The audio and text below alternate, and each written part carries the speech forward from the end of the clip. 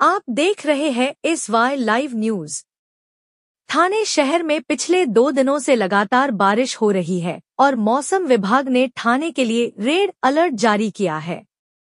इसी पृष्ठभूमि में उपमुख्यमंत्री एकनाथ शिंदे ने आयुक्त सौरभ राव और महानगर पालिका के अधिकारियों के साथ चिखलवाड़ी और भाजेवाड़ी क्षेत्रों का निरीक्षण किया और उन्हें इन स्थानों पर जमा पानी की निकासी के लिए तत्काल उपाय करने और आवश्यकता पड़ने पर नागरिकों को सुरक्षित स्थान पर स्थानांतरित करने के निर्देश दिए। इस निरीक्षण के दौरान आयुक्त सौरभ राव, अतिरिक्त आयुक्त 1 के संदीप मालवी, अतिरिक्त आयुक्त द्वितीय प्रशांत रोडे, उपायुक्त जीजी गोडेपुरे, मनीष जोशी, शंकर पटोले आदि मौजूद थे। ठाणे से यूसुफ पुरी की रिपोर्ट। ठाणे मुंबईमध्ये त्यामुळे अनेक ठिकाणी सकल भागामध्ये पाणी साचले। भांजेवाडी असो मोपाडा या ठिकाणी देखील सगळ्यांच्या लोकांच्या घरामध्ये पाणी गेले, कारण 225 एमएल पाणी पाऊस पडला।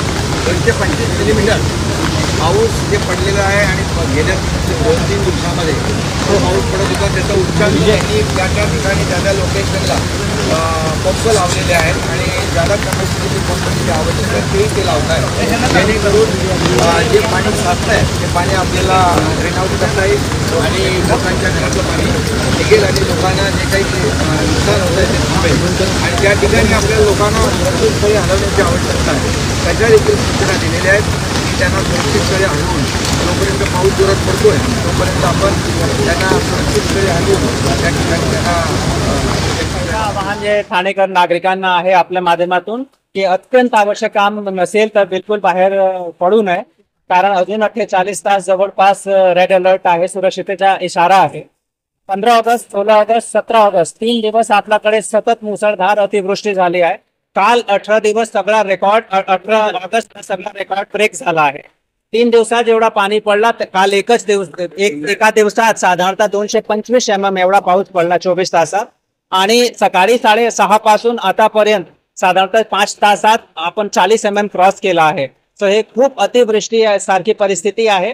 11-12 लोकेशनवर मोठा आपल्याकडे जलभराव याची सिच्युएशन हँडल करावी लागली आहे। आमची टीम 24 तास काम करत आहे, कंट्रोल रूम आमचा पूर्ण वेळ ऍक्टिव्ह आहे।